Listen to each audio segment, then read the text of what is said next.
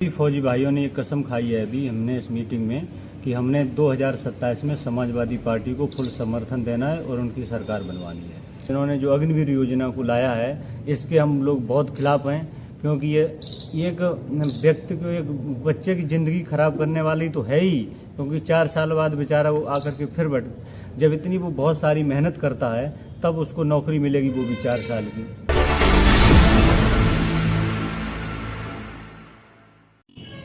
नमस्कार, आप देख रहे हैं नवजागरण लाइव। इस समय हमारे साथ समाजवादी सैनिक प्रकोष्ठ के कुछ साथी जुड़े हुए हैं। आइए उनसे जानते हैं 2027 विधानसभा चुनाव किन मुद्दों को लेकर लड़ेंगे और वर्तमान जो भारतीय जनता पार्टी की सरकार है उसके बारे में इनके क्या विचार हैं। जी सर, बहुत बहुत स्वागत है आपका। बहुत बहुत धन्यवाद।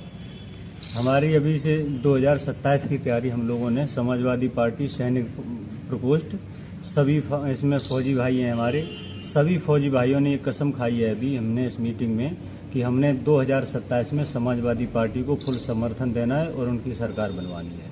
आखिर क्यों देना है? ऐसी क्या वजह है? क्या वर्तमान सरकार से आपकी क्या नाराजगी है?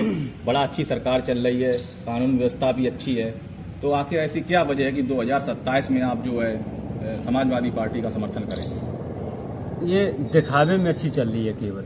अगर ग्राउंड में हकीकत देखी जाए, जैसे मान लो ये सबसे बुरा इन्होंने जो अग्निवीर योजना को लाया है इसके हम लोग बहुत खिलाफ हैं, क्योंकि ये एक व्यक्ति को, एक बच्चे की जिंदगी खराब करने वाली तो है ही, क्योंकि 4 साल बाद बेचारा वो आकर के फिर जब इतनी वो बहुत सारी मेहनत करता है तब उसको नौकरी मिलेगी, वो भी 4 साल की।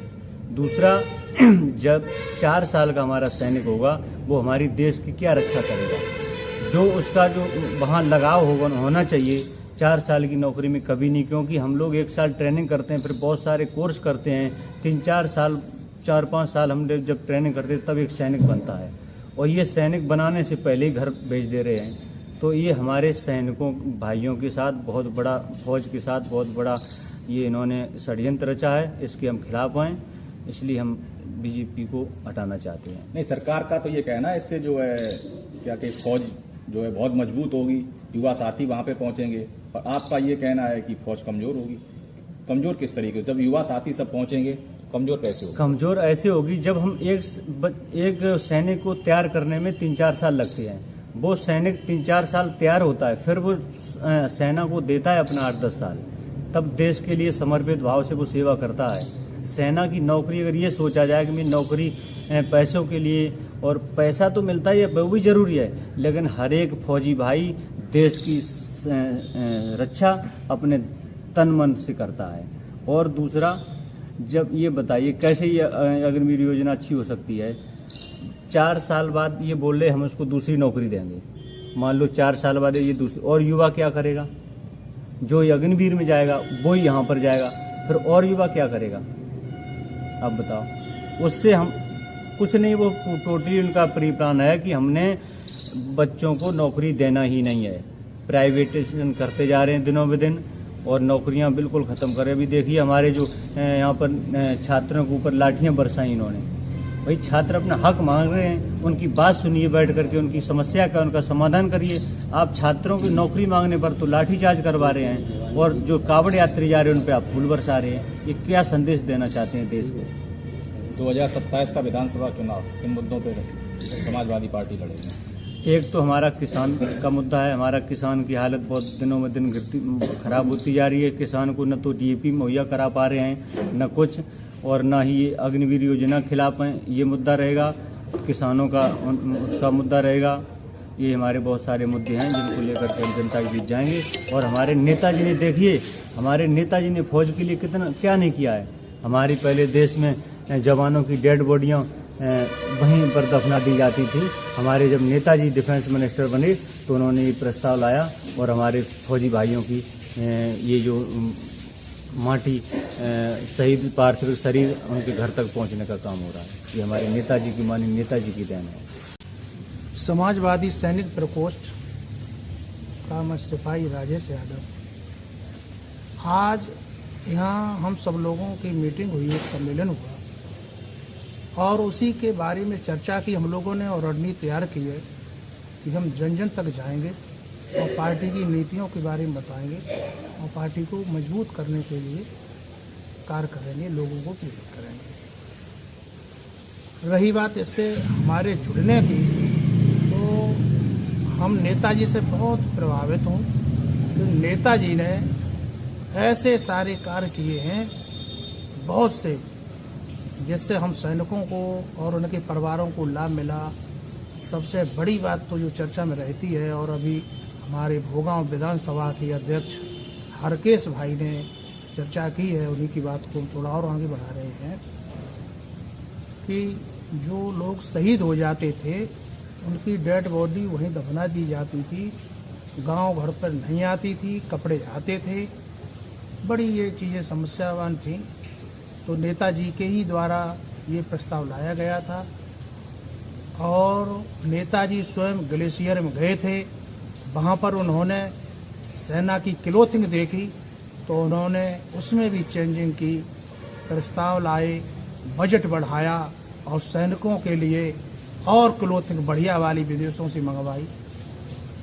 ऐसे बहुत सराहनीय कार्य किए हैं। अब इस सरकार से आप देखिए महंगाई चरम सीमा पर जा रही है।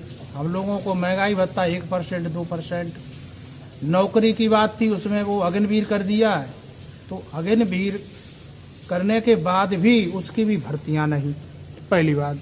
दूसरी बात, फौज में जो रिटायरमेंट के समय पाया था वो रिटायरमेंट होने के बाद घर आ रहा है, नई भर्तियां हो नहीं रही हैं।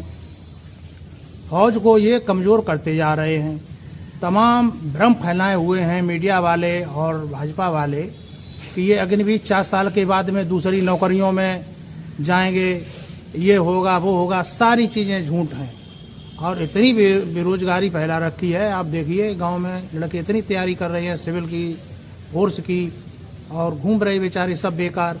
टेस्ट दिलवा देते हैं ये और बाद में पेपर लीक करा देते हैं। तो ऐसी बहुत समस्याएं हैं इस भाजपा पार्टी के शासन में। तो हम लोगों ने ये मन बना रखा है कि अखिलेश भैया के साथ पूर्ण सपोर्ट और समर्थन करके और 2027 में समाजवादी पार्टी की सरकार बनवाएगी। ये पार्टी सत्ता में आई भी इसी तरह से, ये धर्म में फूटन डालने के लिए मुस्लिम हिंदू करके ही आई है और उसी चीज को ये बराबर बढ़ाती चली जा रही है।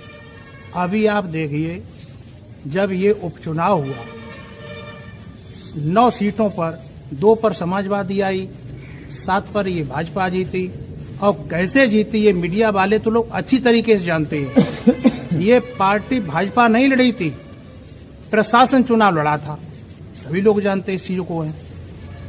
और जैसे ही चुनाव की हार जीत की घोषणा हुई और वैसे ही तुरंत इन्होंने संभल में मामला वो कर दिया। देखो मस्जिद वाला, सारे लोगों का ध्यान उधर भटका दिया।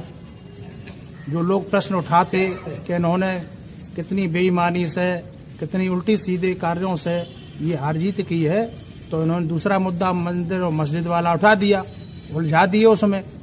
तो इनका यही टारगेट रहता है कि ये धर्म में उलझाए रहो और अपनी सरकार बनाए रहो। आप धन्यवाद। मैं अल्पेश कुमार यादव हूँ, विधानसभा भोगांव से। जी सर, 2027 के चुनाव की क्या रणनीति है सर? 2027 की रणनीति जो भाजपा महंगाई से खादी के लिए लाइनें लगवा रही है, कोरोना काल में वैक्सीन आई है वो फर्जी वैक्सीन लगवा रखी, और अभी संसद में नोटों की गड्डियों डाल रही है विपक्ष के वो सीटों के नीचे, और ध्यान भटकाने के लिए नोटों की गड्डियां डाल के उसमें उलझने के लिए कि जनता उसमें उलझ जाए। और ये उपचुनाव का जो बेईमानी ईवीएम द्वारा करी जा रही है, इसका ध्यान भटकाने के लिए ये काम कर रही है। ये तो विपक्ष के लोगों का आरोप है ना कि ईवीएम, और ये जब जनता ने वोट दिया है तभी तो जीते हैं। नहीं, ये ईवीएम नहीं तो वोट बैलेट पेपर से महाराष्ट्र में ये होने जा रहा था सार्वजनिक वो मतदान, उसको क्यों शासन द्वारा रोका गया? शासन द्वारा रोक रहे, प्रशासन उसको जाने नहीं दिया, मुकदमा दायर कर दिए, केस ला दिए, जेल जा रहे लोग। ये ध्यान भटका रहे। ये महंगाई से 400 रुपये का सिलेंडर था, अब सिलेंडर 1000 रुपये का 850 रुपये का हो रहा है। कहाँ समाजवादी सरकार में 400-500 रुपये की खादी आ रही थी DAP, अब 1300-1400 रुपये की DAP जा रही, वो भी 50 किलो की यूरिया 45 किलो की कर रही, अब वो भी 40 किलो की होने जा रही है। ये अपनी अग्निवीर योजना, अग्निवीर को कोई वो नहीं लाभ दे रहे। इनका पेंशन ले रहे और इनका पेंशन काट रहे। 4 साल की इनकी नौकरी कर रहे और 6 महीने की ट्रेनिंग। चीन में 4 साल की ट्रेनिंग हो रही, अब वो 4 साल के 6 महीने की ट्रेनिंग वाले को वहाँ पे लड़ने के लिए लगाते जाके फिर शहीद होके आते, उनको कोई वो नहीं सुविधा मिल रही है। प्राइवेट उससे बांध से उनका वो आ रहा है, पार्थिव शरीर आ रहा है। हमारे नेताजी ने, श्री माननीय नेताजी मुलायम सिंह यादव ने जो किया है वो कभी नहीं कर रही, ये ध्यान भटका रहे। उन्होंने शहीदों का पार्थिव शरीर लाने के लिए नेताजी ने किया, सियाचिन बॉर्डर पे गए, उन्होंने देखा कि ये लड़ रहे तो इनके लिए कुछ नहीं कि सर दिल्ली से ऑर्डर आएगा तब मैं देंगे। नेताजी बोले कि नहीं, ऑर्डर लेने की आज से ज़रूरत नहीं है, मैं ऑर्डर दे रहा हूँ, चलो ईंट का जवाब पत्थर, पत्थर का जवाब गोली से दीजिए। तब वहाँ उन्होंने, नेताजी ने देखा वहाँ पर उनका कि ये तजुर्बा उनका देखा, तब उन्होंने घोषणा की आके कि शहीदों का 10 लाख रुपए जाएगा परिवार की सुविधा के लिए और पार्थिव शरीर विधिवत जाएगा, 3 जाएगी। अब वहाँ उसी समय से आने लगा पार्थिव शरीर। तो 2027 का चुनाव किन मुद्दों को लेकर? महंगाई का मुद्दा है। महंगाई के लिए चरम सीमा को पार कर रही है महंगाई, तो मैं इसको वोट देंगे तो फिर हम क्या करेंगे?